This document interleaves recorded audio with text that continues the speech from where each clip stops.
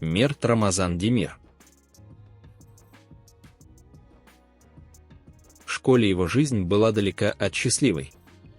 Широкие брови, которые сегодня считаются его фишкой и частью образа, тогда были источником постоянных насмешек.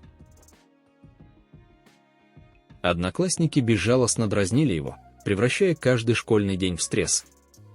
Для подростка это стало настоящей психологической травмой. Чувство стыда, неуверенность в себе, желание стать невидимым.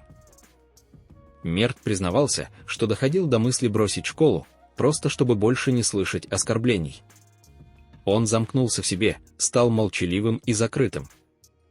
Эти годы научили его терпеть боль и не показывать слабость, навык, который позже неожиданно пригодился в актерской профессии, но цена за него была слишком высокой.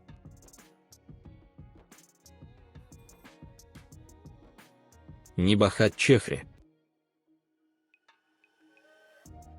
Когда ей было всего 5 лет, ее мир рухнул, отец внезапно умер от сердечного приступа. Для маленькой девочки это стало первым столкновением с потерей и страхом. После его смерти жизнь семьи резко изменилась. Финансовые трудности, постоянная тревога и ощущение нестабильности стали их новой реальностью. Нибахат видела, как ее мама изо всех сил старается удержаться на плаву, и рано поняла, что детство закончилось слишком быстро. Ей пришлось начать работать в юном возрасте, забыв о нормальной беззаботной жизни.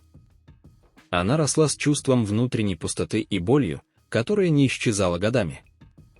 Возможно, именно поэтому в ее взгляде всегда чувствуется глубина и скрытая грусть, та самая, которую невозможно сыграть, если ты не прожил ее по-настоящему.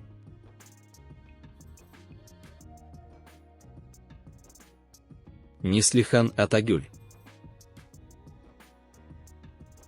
Ее детство было совсем не про сказки и розовые мечты. Семья переехала в Турцию в поисках лучшей жизни, но вместо стабильности их ждала бедность. Денег хронически не хватало, бывало, что дома просто нечего было есть, и чувство голода становилось привычным состоянием. Неслихан с ранних лет видела, как родители изо всех сил пытаются выжить, как экономят на самом необходимом. У нее не было нормальной одежды, игрушек, ощущения безопасности, которое должно быть у ребенка. Она рано поняла, что рассчитывать можно только на себя.